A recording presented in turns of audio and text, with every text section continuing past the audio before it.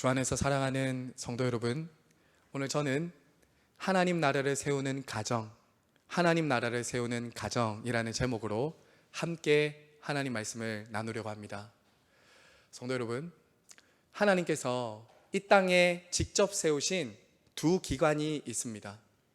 하나님께서 이 땅에 직접 세운 두 기관이 있는데, 하나는 가정이며 또 하나는 교회입니다. 하나님은 이 땅에 교회와 가정을 직접 세우셨습니다. 가정은 그저 어쩌다가 우연히 만들어진 사회학적인 조직이 아닙니다. 하나님은 에덴 동산에서부터 이 가정을 계획하시고 세우셨습니다. 그럼 하나님께서 이 땅에 가정을 두신 이유가 무엇일까요? 그것은 그저 이 땅의 생계와 생존을 위해서 서로의 어떤 필요에 따라서 하나님께서 세우신 것이 아니라 바로 하나님 나라를 세우도록, 하나님 나라를 경험하도록 이 땅에 가정을 세우셨습니다. 즉 가정은 교회와 마찬가지로 하나님이 다스리시고 예수님이 주인이 되신다는 것이 눈으로 보여지고 손으로 만져지도록 하기 위해서 이 땅에 가정을 세우셨다라는 것이죠. 자, 여러분, 지금 여러분의 가정은 어떠십니까? 정말 여러분의 가정에서 지금 하나님의 나라를 경험하고 계십니까? 우리 사랑하는 자녀들이 혹은 손주와 손녀들이 여러분에게 와서 아빠, 엄마, 하나님 나라는 어떤 곳이에요? 천국은 어떤 곳이에요, 할머니? 라고 물어보았을 때 천국은 말이야, 하나님 나라는 말이야, 우리 가정 같은 곳이야. 우리 가정 같은 곳이 바로 천국이야 라고 말해줄 수 있다면 얼마나 좋겠습니까? 하지만 여러분, 오늘날 현실은 어떻습니까? 저와 여러분이 살아가고 있는 이 땅의 가정이라는 현실은 어떻죠? 가정마다 아픔과 상처, 사연이 없는 가정이 없는 것 같습니다. 우리는 또 매일마다 뉴스를 통해서 가정 안에 일어나지 말아야 할 비극적인 일들이 이 가정 안에서 일어나는 것을 우리는 보게 될 때도 있지 않습니까? 가부장적인 가정을 이렇게 가보면요, 아버지가 가정의 왕입니다. 아버지가 한마디 하면 모든 가족들은 저 구석에 가서 가만히 숨죽이고 있어야 합니다. 혹시 그런 가정이 여기 있으십니까? 또 어떤 집에 가면 엄마가 왕입니다. 엄마가 한번 큰 소리를 지르면 아빠와 자녀들은 기겁을 하고 놀래면서 저기 또 구석에 가 있어야 하는 그런 가정도 있습니다. 또 부모들은요, 때로는 자식들이 내 소유인 것처럼 내가 왕노릇하고 내가 주관하려고 하는 그런 잘못을 범할 때도 많은 것이죠. 여러분, 반대로요, 또 어떤 집에 가보면 자녀들이 왕입니다. 자식들이 왕입니다.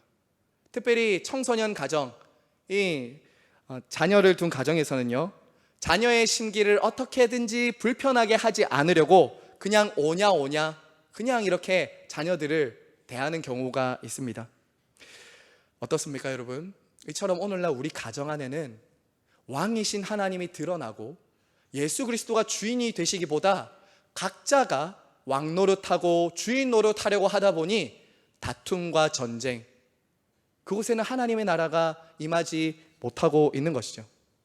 하지만 주 안에서 사랑하는 성도 여러분, 이러한 가정의 불화, 부모와 자식의 문제를 성경은 단순한 도덕과 윤리의 문제로 보지 않습니다.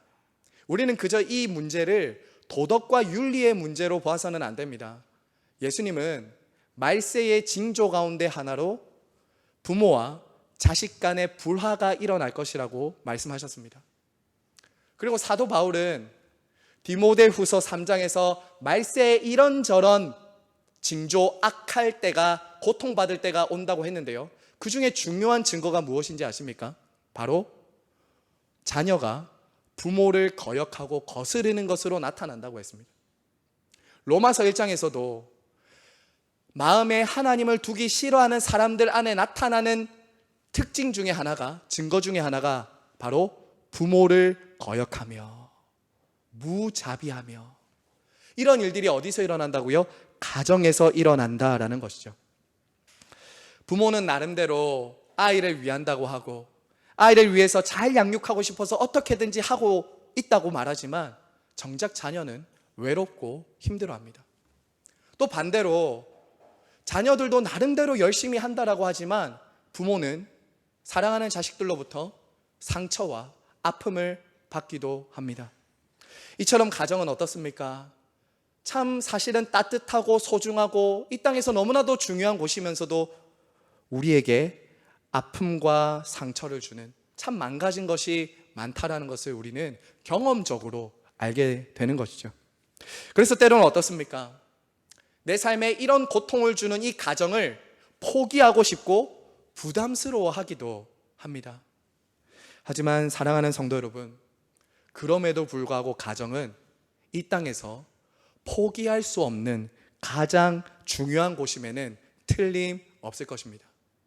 무엇보다 하나님께서 저와 여러분의 가정을 포기하지 않으십니다. 하나님은 우리 가정에 이 무너진 관계와 가정 안에서도 하나님 나라가 임하기를 원하신다라는 것이죠. 자, 그럼 사랑하는 여러분, 어떻게 하면 우리 가정에 부모와 자녀 관계 안에 하나님 나라가 임할 수 있을까요? 어떻게 해야 부모와 자녀 안에 하나님의 뜻이 이루어질 수 있을까요? 오늘 말씀 통해서 함께 생각해 보기 원하는데요. 우리가 먼저 오늘 이 부모와 자녀에게 주는 이 권면을 이해하기 위해서는 앞서 사도가 어떤 흐름에서 이 말씀을 지금 하고 있는지 잠시 생각해 보아야 합니다. 여러분, 에베소서 5장 18절 말씀 한번 보십시오. 한 장만 성경을 넘기시면 5장 18절이 있는데요. 우리 같이 한번 읽어볼까요? 시작. 술 취하지 말라. 이는 방탕한 것이니 오직 성령으로 충만함을 받으라. 여러분, 사도 바울은요, 우리 삶에 있는 다양한 관계들에 대해서 권면을 하기 전에 앞서 성령의 충만함을 받으라라는 이 큰 흐름 속에서 지금 말하고 있다는 것 우리는 잊지 말아야 합니다. 그리고 21절 한번 보십시오. 18절 밑에 보면 21절에 그리스도를 경외함으로 피차 복종하라. 여러분, 바울은 지금 성령의 충만함이라는 큰 흐름 속에서 관계들을 다루어 가고 있습니다. 부부 관계, 부모와 자녀 관계, 주인과 종의 관계를 그냥 말하고 있는 것이 아니라 성령의 충만함 안에서 그리스도를 중심에 두고 피차 복종하는 그 주제 안에서 지금 다루고 있다라는 것이죠. 사랑하는 성도 여러분, 흔히 사람들은 성령 충만한 것을 어떻게 이해합니까? 저 사람 참 성령으로 충만하다, 저 사람은 성령 충만한 것 같아 라고 말할 때 사람들은 어떻게 말합니까? 흔히 방언을 하고 환상을 보고 놀라운 체험을 하는 것을 성령 충만한 것으로 그렇게 생각을 합니다. 하지만 여러분, 성령 충만은 그런 은사와 체험을 말하는 것이 아닙니다. 물론 은사와 체험이 성도들을 유익하게 하고 교회를 유익하게 할 때가 있습니다. 하지만 오늘 이 말하는 이 성령 충만은요, 성령님에 의해서 우리의 전 인격이 사로잡혀서 다스림을 받는 것입니다. 다시 말씀드립니다. 성령 충만은 어떤 놀라운 체험이나 기적, 은사가 아니라 성령님에 의해서 우리의 전 인격이 사로잡혀서 그분의 다스리심 안에 있는 것, 이것이 바로 성령 충만함입니다. 그래서 성령 충만은 모든 관계 가운데서 드러나야 하는 것이죠. 우리의 모든 관계 안에서 드러나야 한다는 것입니다. 성령 충만은 어떤 종교적인 영역에만 국한시켜서는 안 된다라는 것이죠. 여러분, 어떤 면에서는요, 가장 가까이에 있는 남편과 아내가 그리고 우리 자식들이 내가 진짜 누구인지를 가장 잘 안다라고 할 수 있지 않겠습니까? 오늘 이 말은 이런 거예요. 성령 충만함 없이는 남편으로, 아내로, 부부로, 부모와 자녀의 역할을 감당할 수 없다는 겁니다. 우리의 힘과 능력으로는 참된 부모다움과 참된 자녀다움을 살아낼 수 없다는 것을 말해주고 있는 것이죠. 여러분, 기억하시기 바랍니다. 성령 충만은 가장 가까운 부부 관계, 부모와 자녀 관계, 주인과 종의 관계, 우리의 일상에서 나타나는 열매다라는 것이죠. 설교를 하고 있는 저에게 자기는 그렇게 잘하나 라고 그렇게 만약에 보시면서 들으신다면 참 저도 자격이 없고 사실은 이 자리에 서서 말할 그런 자신감을 가지고 있다라고 말씀드리기 어려울 것입니다. 하지만 오늘 말씀을 그렇게 듣지 마시고 저와 여러분 모두가 부모이면서 동시에 하나님의 자녀라는 그 분명한 정체성 속에서 하나님의 말씀을 들으시기를 바랍니다. 자, 여러분, 오늘 먼저요, 자녀들에게, 여기 계신 분들은 부모이면서 동시에 자녀일 텐데요, 부모님이 살아계시든 혹은 먼저 떠나셨든지 간에 상관없이 오늘 먼저 이 말씀에 자녀들에게 부모에게 어떻게 하라고 권면하고 있습니까? 우리 1절 말씀 다 같이 한번 읽겠습니다. 시작. 자녀들아, 주 안에서 너희 부모에게 순종하라. 이것이 옳으니라. 자, 여러분, 오늘 성경은 우리에게 부모에게 순종하라 라고 말하고 있습니다.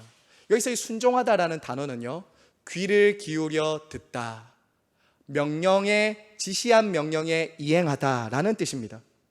이것은 부부 관계처럼 동등한 관계에서 서로 사랑하고 복종하라는 것보다 훨씬 더 강한 의미의 단어입니다. 훨씬 더 강한 의무와 책임을 가지고 복종하고 순종할 것을 성경은 말하고 있다는 거죠. 말씀드린 것처럼 부모에게 순종하는 것은 해도 되고 안 해도 되는 문제가 아니라 반드시 해야 되는 명령이다라는 것이죠. 자, 여러분, 특별히요, 이 순종하라는 단어는 아래에서 듣다입니다. 아래에서 듣는다. 부모님 위에서 판단하는 자세로 듣지 말고 부모님 아래에서 기꺼이 낮아져서 부모의 말을 순종하고 들으라라는 것이죠. 자, 여러분, 그러면요, 오늘 말씀은 우리에게 왜 부모에게 순종해야 된다라고 말하고 있습니까? 첫 번째로 뭐라고 돼 있죠? 1절 끝에 이것이 옳으니라. 이것이 옳으니라. 이것이 옳기 때문에 부모에게 순종하라라고 말합니다. 여러분, 여기서 옳다는 말이 무슨 말이에요? 어느 시대, 어느 민족, 배운 사람이든지 못 배운 사람이든지 가진 사람이든지 못 가진 사람이든지 아무 상관없이 자녀가 부모에게 순종하는 것은 마땅하고 옳은 일이다라는 거예요.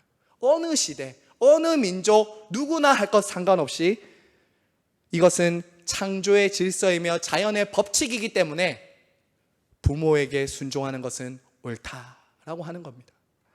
그래서 기독교뿐만 아니라 여러분, 다른 종교에서도 부모에게 순종하는 것은 대부분 모든 종교가 말하는 덕목 중에 하나입니다. 기본 덕목 중에 하나죠. 여러분, 왜 이것이 옳은 일입니까? 이 세상에 생명이 있는 그 모든 것은 스스로 태어나서 자라는 것은 없기 때문입니다. 동물도 모성애가 있죠. 어미새가 새끼새를 오랫동안 알을 품고 그 수천 번 수만 번을 벌레를 먹여 나르는 일들, 이것은 그냥 본능입니다. 어미가 자기 새끼를 먹여서 키우는 것은 본능이다라는 거죠. 이 세상에 있는 모든 자녀들은, 이 세상에 태어난 모든 자라나는 모든 것들은 다 부모의 사랑과 희생, 돌봄을 통해서 자라나게 되는 것이죠. 하나님은 부모를 통해서 이 땅에 자녀들을 낳으시고 기르시고 양육하십니다. 그리고 가정의 질서와 건의에 부모를 두신 것이죠. 그렇기 때문에 부모에게 순종하고 공경하는 것은 옳은 일이다라는 겁니다. 사랑하는 성도 여러분, 하지만 현실은 어떻습니까? 여러분, 점점 자라다 보면 이 부모님을 아래에서 듣는 것이 참 어렵고 쉽지 않은 일이다라는 것을 여러분 느낄 때가 있지 않습니까? 어릴 때는 상대적으로 이것이 쉽습니다. 부모님 말을 들어야 그래도 용돈도 받고, 부모님 말을 듣지 않으면 자기는 스스로 판단하기 어려우니까. 하지만 여러분, 머리가 점점 커지고 지식과 경험이 쌓일수록 어떻게 되죠? 부모님 아래에서 듣지 않고 위에서 판단하는 자세로 들으려는 경향이 많아집니다. 부모님이 했던 말 또 하고 했던 말 또 하고 했던 말 또 하니 그것을 즐겁게 듣기보다는 잔소리로 흘려서 가볍게 들으려고 하는 것이죠. 때로는 부모님이 뭘 아느냐고, 부모님이 아는 것은 나랑 다르다고, 때로는 부모님을 무시하고 그렇게 대하기도 하지 않습니까? 그리고 여러분, 자녀들 중에서는 내가 지금 이렇게 된 것이 부모 때문이라고 부모를 원망하고 탓하는 자녀들도 있습니다. 그리고 절대 해서는 안 되지만 어떻게 합니까? 부모를 욕하기도 하고 부모를 폭행하는 그런 나쁜 일도 자녀들이 하는 것이죠. 성도 여러분, 특별히요, 오늘 저와 여러분이 살아가는 시대는 부모의 권위가 많이 무너진 시대입니다. 오늘날 우리들에게 이 권위라는 것은요, 점점 달라지고 있는 시대입니다. 오늘날 권위에 대한 생각은 이런 것입니다, 여러분. 권위자가 권위자다워야 순종하고 복종하는 것이 오늘날의 시대입니다. 그래서 이렇게 말하는 거죠. 부모가 부모다워야 순종하고 공경할 거 아닙니까? 이렇게 말하는 시대라고요. 점점 그렇게 시대가 바뀌고 있어요. 권위가 다 무너지고 있는 시대입니다. 하지만 사랑하는 여러분, 성경은 부모가 부모답기 때문에 순종하라고 말하지 않습니다. 물론 부모가 존경받고 또 부모의 대우를 받기 위해서는 부모가 부모다워야죠. 그래서 여기서 말하는 이 부모를 공경하라라는 말은 반대로 부모에게도 너희들은 부모로서의 그 책임과 의무, 본을 보여야 한다는 그런 말이 기도합니다. 하지만 여러분, 성경은 설령 그렇지 못한 부모가 있다 할지라도 그 부모에게 주신 권위는 변하지 않는다라고 말하는 것이죠. 오늘 말씀은 무엇이라고 말합니까? 부모의 자질과 능력, 부모의 허물과 부족함에도 불구하고 부모에게 순종하는 것이 창조의 질서이며 자연의 법칙이기 때문에 그것이 옳은 일이다. 그것이 옳은 일이기 때문에 너희는 순종해야 된다라고 우리에게 말하고 있는 것이죠. 자, 그런데 여러분, 오늘 이 말씀에서 순종하라고 말하면서 딱 한 가지 단서를 주고 있습니다. 그것이 무엇이죠? 자녀들아, 주 안에서 순종하라. 여러분, 이 주 안에서 순종하라는 것은 이런 의미입니다. 부모님이 요구하시고 말씀하시는 것이 주님의 뜻과 주님의 말씀과 대치가 되거나 맞지 않을 때는 주님께 순종하라는 거예요. 부모님의 뜻이 아무리 있다 하더라도 그것이 주님의 뜻과 대치가 되고 맞지 않을 때는 주님께 순종하라는 것입니다. 왜냐하면 부모와 자녀 모두가 예수 그리스도의 권세와 권위 아래 있기 때문입니다. 예를 들면 제가 중등부 사역, 청소년 사역할 때 시험 기간이 되면 부모님과 갈등이 예상됨에도 불구하고 학생들에게 항상 이렇게 가르쳤습니다.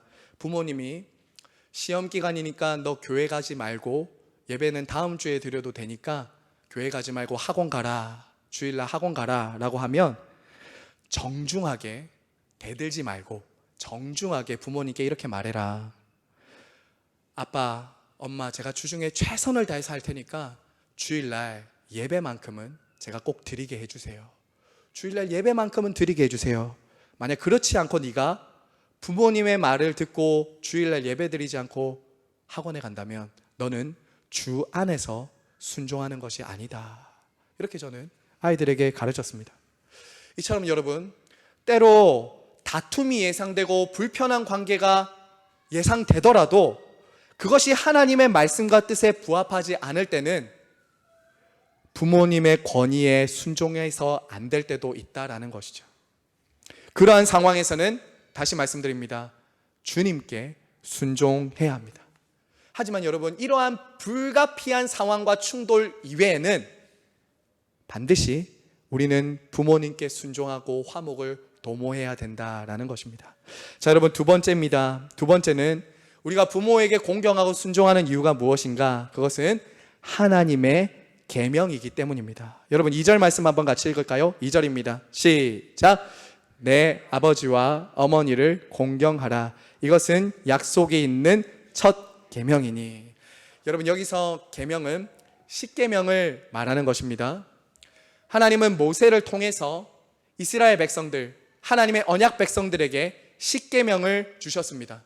이것은 하나님의 백성들이 마땅히 순종하고 지켜야 될 명령입니다. 여러분, 그리고 이 십계명은 두 부분으로 나누어지죠. 두 부분으로 나누어집니다. 1계명부터 4계명까지는 하나님에 대한 계명이고요, 5계명부터 10계명까지는 이웃에 대한 계명이 나오고 있습니다. 그리고 이 둘은 떨어지지 않는 것입니다. 하나님을 예배하고 하나님을 사랑하고 공경하는 사람은 이웃에 대한 사랑과 공경과 순종으로 나아가야 된다는 것을 보여주는 것이죠. 자, 그런데 여러분, 5계명부터 시작되는 이 이웃에 대한 계명 중에 첫 번째가 무엇이라고요? 내 부모를 공경하라. 공경하라라는 가장 첫 번째로 이웃과의 관계를 말할 때 부모와 자식 관계를 말하고 있는 것입니다. 자, 여러분, 이것이 무엇을 가르쳐 주는 것이겠습니까? 바로 이 5계명, 부모 공경이야말로 가장 중요한 관계이며 가장 중요한 계명이다라는 것이죠. 하나님을 사랑하고 순종하는 사람은 마찬가지로 이웃을 사랑하고 순종해야 되는데 그 첫 번째가 바로 가족들을 사랑하고 순종해야 된다는 것이죠. 오늘날 하나님께 대한 의무는 다 한다고 하면서 자녀들이 가족들과 부모에게 대한 의무를 다하지 않는다면 그것은 올바른 신앙이 아니라는 거죠. 신약 시대에는 실제로 이렇게 했던 이들이 있었습니다. 유대인들 중에는 하나님을 섬긴다고 하면서 부모에게 마땅히 해야 될 공경과 사랑을 하지 않고 어떻게 하냐? 고르반, 하나님께 드렸다라고 하면 그것이 다 되는 것으로 여긴 것이죠. 하지만 여러분, 5계명은 그렇게 말하지 않습니다. 5계명은 하나님을 사랑하고 하나님을 순종하는 사람은 반드시 부모에게도 공경하고 순종하는 것으로 나타나야 한다는 것이죠. 자, 여러분, 그런데 오늘 말씀은 하나님께서 부모를 공경하고 순종하는 것이 마땅한 일이고 자연의 법칙이고 계명임에도 불구하고 이 계명을 순종하는 사람들을 얼마나 기뻐하시는지 복을 약속하십니다. 복을 약속하고 계세요. 여러분, 3절 말씀 다 같이 한번 읽을까요? 3절입니다. 시작.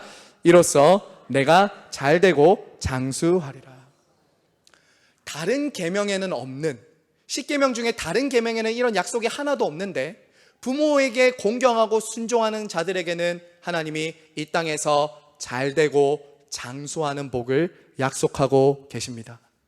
자, 여러분, 물론 여기서 우리가 잘되고 장수한다라는 의미를 그냥 무조건 이 땅에서 성공하고 출세하고 오래 살 수 있는 그런 장수의 복만으로 해석을 해서는 안 될 것입니다. 진실하게 부모를 섬긴 자녀들 중에서도 일찍 죽을 수도 있고 일이 잘 안 풀릴 수도 있습니다. 여기서 말하는 이 자식들이 잘되고 장수하는 것은 모든 복으로 들어가는 문이라고 할 수 있습니다. 모든 복으로 들어가는 문이라고 이해할 수 있어요. 부모와 자녀와 바른 관계 가운데 있으면 일반적으로도 평안하고 안정된 삶을 우리는 살 수 있다는 건 누구나도 다 아는 이치입니다. 무엇보다 여러분, 여기서 말하고 있는 것은 이런 말씀입니다. 부모에게 순종하고 공경하는 사람들은 하나님이 잘되고 형통하도록 책임져 주신다는 말이에요. 하나님이 책임져 주시고 복을 주시고 도와주시겠다라는 약속입니다.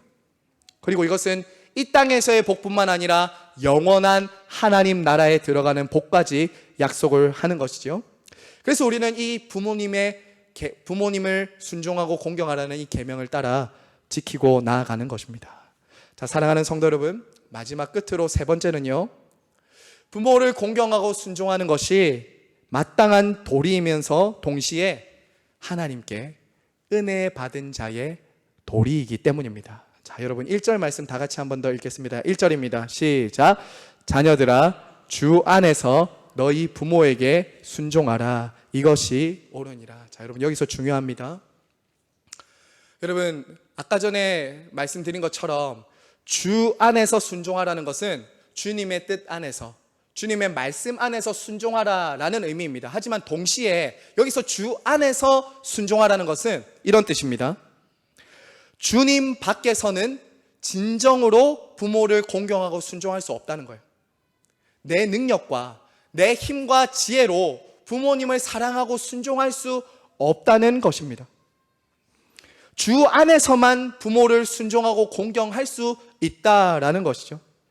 사랑하는 여러분, 성경이 말하는 부모 공경이 이 세상이 말하는 윤리와 도덕, 종교에서 말하는 부모 공경과 다른 이유가 여기 있습니다.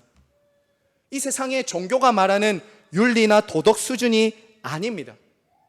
이 계명은 우리의 능력과 힘으로 지킬 수 있는 계명이 아닙니다. 어떻게 그것이 가능하게 됩니까? 바로 주 안에서 가능하게 됩니다. 주 안에서 부모에게 순종할 수 있게 되는 것이죠. 왜 그렇습니까? 부모와 자녀 모두가 죄인으로 태어나기 때문입니다. 부모와 자녀 모두가 허물과 죄가 있기 때문인 것이죠. 그래서 저절로 부모가 공경되고 순종되는 것이 아닙니다. 가족이면서도 우리는 어떻습니까? 서로의 약함과 한계와 부족을 봅니다. 가족이기 때문에 더 많이 봐요. 가족이기 때문에 그 허물과 약점과 한계가 더 많이 보이지 않습니까? 그래서 어떻습니까? 상처 주고 상처를 주고 받게 되는 거예요. 그래서 여러분, 그럼에도 불구하고 아빠와 엄마가 가지고 있는 그 불완전함과 부족함과 죄와 허물에도 불구하고 사랑할 수 있는 것, 어떻게 용서할 수 있는 것, 어떻게 가능합니까? 밖에서부터 오는 힘이 필요한 거예요. 내 안에 없는 힘이 필요한 것이죠. 그런 힘이 어디에서 나온다고요? 바로 예수 그리스도의 복음, 주 안에서 그것이 가능하게 된다라는 것입니다. 예수님 안에서만 사랑하고 용서하고 순종할 수 있는 힘이 우리 안에 주어지는 것이죠.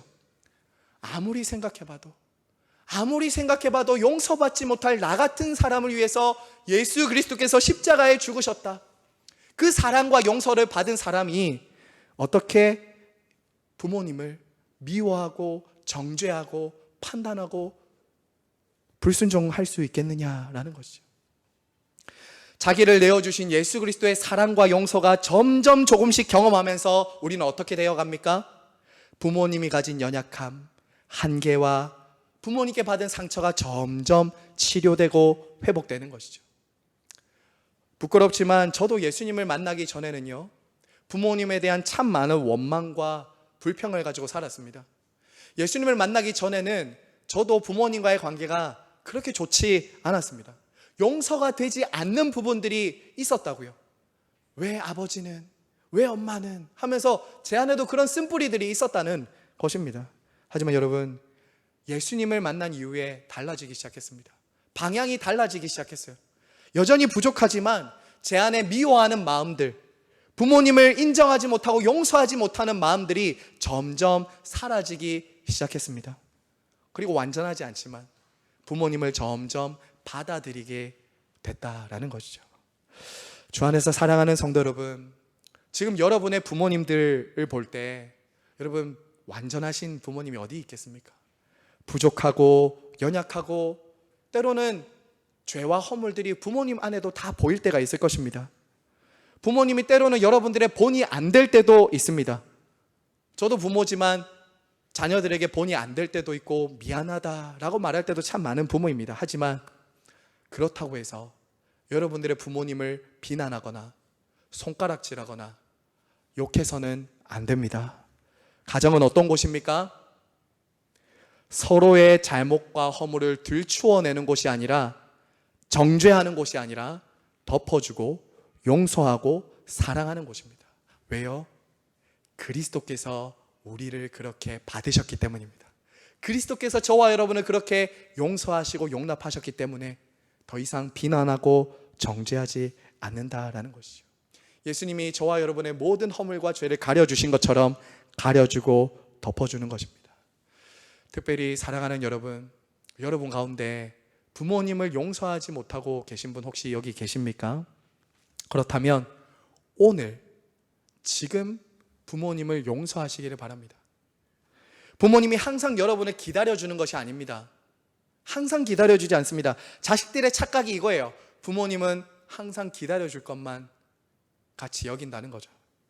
하지만 여러분, 철이 들고 부모님이 어느덧 나를 기다려주지 않는구나라는 것이 느껴질 때가 있습니다.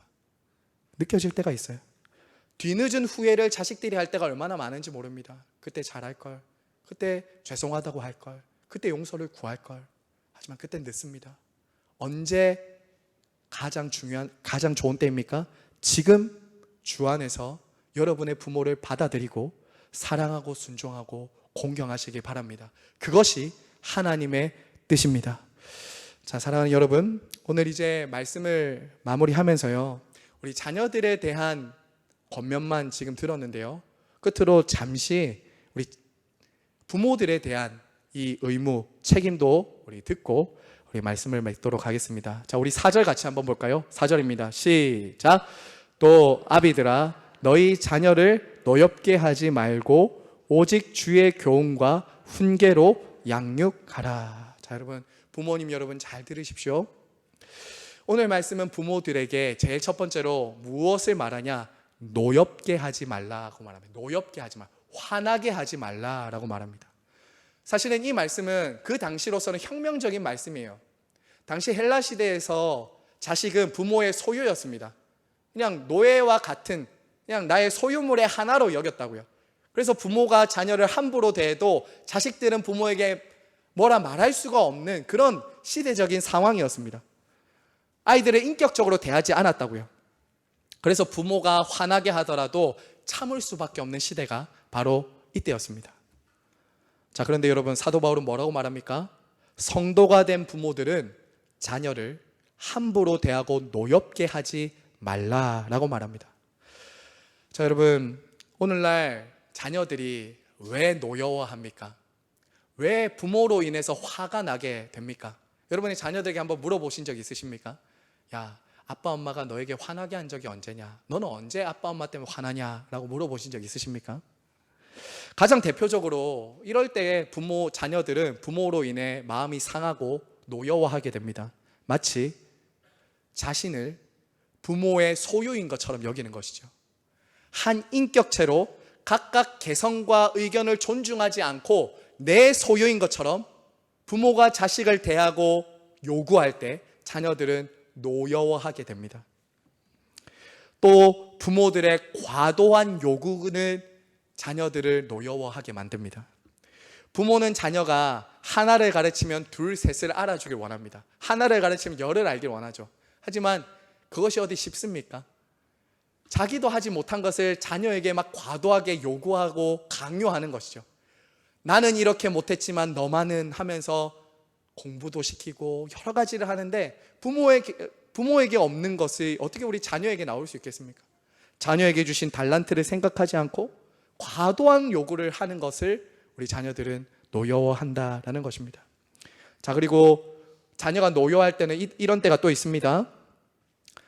부모의 일관성 없는 태도, 부모님의 잘못된 태도로 인해서 자녀들은 노여워합니다. 우리 자녀들은요 굉장히 예민하고 민감하거든요. 부모가 일관성이 없거나 비교하거나 편애하거나 이럴 때 우리 자녀들은 노여워하게 됩니다. 또 지나치게 부모가 자녀에게 간섭하고 분노를 표출하거나 학대할 때 자녀들은 마음에 깊은 상처가 생기는 것이죠. 우리 부모님들이 하나 놓치고 있는 게 있습니다. 자녀들 앞에서 싸우는 것, 이것은 마치 자녀들에게는 태양과 달이 싸우는 거예요. 싸우는 것과 같은 거예요. 두 개가 다 무너지는 것 같은 경험입니다. 그렇기 때문에 절대 자녀들 앞에서 부모가 싸워서는 안 됩니다. 조용하게 가서 이렇게 대화로 이야기를 풀지 않으면 자녀들은 그것으로 인해 깊은 상처와 아픔을 경험하게 되는 것이죠. 그래서 부모들은요 가르치는 내용뿐만 아니라 자녀들을 가르치는 태도에 있어서도 주님의 성품, 주님의 마음이 묻어나도록 자녀들을 양육해야 된다라는 것이죠. 자, 그러면 성도 여러분, 오늘 성경은 부모들에게 자녀들을 노엽게 하지 말고 어떻게 하라고 말합니까? 우리 4절 다시 한 번 더 보십시오. 뒷부분에 오직 주의 교훈과 훈계로 양육하라. 사랑하는 부모님 여러분, 여러분은 여러분의 생각과 가치와 욕심대로 자녀를 양육해서는 안 됩니다. 주의 교훈과 훈계로 자녀들을 양육해야 합니다. 그래서 여러분, 부모들은 자녀들의 부모이면서 동시에 내가 하나님의 자녀라는 분명한 마음을 가지고 있어야 됩니다. 내가 주의 교훈과 훈계로 양육받지 않으면 어떻게 자녀들에게 주의 교훈과 훈계로 양육할 수 있겠습니까? 저와 여러분이 그냥 저절로 내버려 두면 내 생각, 내 기분, 내 감정대로 자녀를 대하고 교육하기 마련입니다. 아니면 이 세상에 있는 가치관대로 자녀를 성공시키려고 출세시키려고 할 것입니다. 하지만 여러분, 주의 교훈과 훈계로 양육해야 합니다. 주님의 말씀을 통해서 배우고 하나님의 말씀을 통해서 부모가 부지런히 양육받아야 자녀들에게도 그 주의 교훈과 훈계로 양육할 수 있는 것이죠. 이것이 바로 본이 되어야 된다는 것입니다. 사랑하는 성도 여러분, 부모님 여러분, 오늘 여기서 주의 교훈과 훈계로라고 말할 때 그것은 자녀 교육의 목표도 보여줍니다. 저와 여러분의 자녀 교육의 목표가 무엇입니까? 대부분 자식이 좋은 대학 가고 좋은 곳에 취직해서 좋은 배우자 만나 잘 먹고 잘 사는 것, 이것을 믿는 사람들도 그것이 그냥 자식 교육의 목표로 그냥 여기고 살아갑니다. 하지만 여러분, 성경이 말하는 이 주의 교훈과 훈계의 목표가 무엇인지 아십니까? 주의 교훈과 훈계입니다. 주님을 위해 살도록 이 자녀들이 주님을 사랑하고 주님께 순종하고 주님을 영화롭게 하는 것이 자녀 교육의 가장 중요한 궁극적인 목적입니다. 이 세상에서 아무리 잘되고 성공하고 출세한다고 하더라도 그 자식의 마음속에 창조주 하나님이 그 마음속에 심어두신 그 계획과 그들을 구원하신 하나님의 사랑이 만들어내는 이 세상을 섬기는 섬김이 없다면, 하나님을 영화롭게 하고자 하는 그 꿈과 목적이 없다면 그 자식은 결코 성공할 수 없고 결코 행복할 수 없는 인생이 되는 것이죠. 이 세상에서 성공하기 위해서 학원에 보내고 과외시키고 남들에게 뒤처지지 않으려고 아무리 노력하고 몸부림치도록 자녀들을 내몬다 할지라도 그것은 궁극적으로 자녀들을 성공시키고 행복하게 하는 길이 아닙니다. 부모의 역할이 무엇입니까? 창조주 하나님께서 이 자녀를 나에게 맡겨주셨을 때 어떤 계획과 어떤 목적을 가지고 나에게 맡겨주셨는가? 이 자녀를 선물처럼 나에게 주셨는데 내 소유가 아니라 참 부모이며 참 아비이신 하나님 아버지를 어떻게 섬기도록 내가 가르치고 도울 것인가? 이것을 내 품에 있을 때 가르치고 도와야 하는 것이죠. 그것이 바로 부모의 사명입니다. 주의 교훈과 훈계로 여러분들이 부지런히 배우고 익혀서 그것들을 자녀에게 가르쳐 줄 때 내 품에 있는 동안 이 자녀가 하나님을 영화롭게 하고 하나님을 즐거워하는 인생이 되어 내 품을 떠날 수 있도록 그렇게 만드는 것이 성경적인 자녀 교육이다라는 것이죠. 사랑하는 여러분, 말씀을 맺겠습니다. 하나님께서는 우리 가정에 하나님 나라가 세워지기를 원하십니다. 저와 여러분의 가정에 하나님 나라가 세워지길 원하십니다. 지금 여러분의 가정은 하나님 나라를 경험하고 계십니까? 누가 왕 노릇하고 있습니까? 하나님이 왕이십니까? 여러분이 왕이십니까? 만약 여러분이 지금 왕의 자리에서 왕 노릇하고 있다면 그 자리에서 내려오시기 바랍니다. 그것이 회개입니다. 여러분이 왕의 자리에서 내려오고 딱 여러분의 가정의 중심의 주인의 자리에 왕이신 하나님이 오시도록 여러분 그렇게 인정하고 그분을 맞이하시기 바랍니다. 그리고 여러분 성령 충만하시기 바랍니다. 성령 충만하시기를 바랍니다. 성령 충만 없이는 남편이, 아내가, 자식이 온전히 피차 서로 복종하고 순종할 수 없습니다. 저와 여러분의 본성과 여러분이 가진 능력으로는 이 주 안에서 부모에게 공경하라, 자녀를 주의 교훈과 훈계로 양육하라, 이것은 우리의 본성으로 할 수 없는 거예요. 그렇게 안 하고 싶어 하는 것이 죄인의 본성입니다. 항상 성령 충만해야 됩니다. 그리스도 예수 안에서 자라가야 됩니다. 그렇게 할 때 부모와 자녀는 함께 가정에서 하나님 나라를 경험하게 될 것입니다. 5월은 가정의 달입니다. 사랑하는 성도 여러분, 이 가정의 달, 하나님께서 우리 가정을 주신 너무나도 소중한 은혜에 감사하시면서 예수 그리스도 안에서 서로 용서하고 용납하고 서로 사랑하고 순종함으로 하나님 나라를 많이 경험하시는 이 5월이 되시길 간절히 바라고 축복합니다.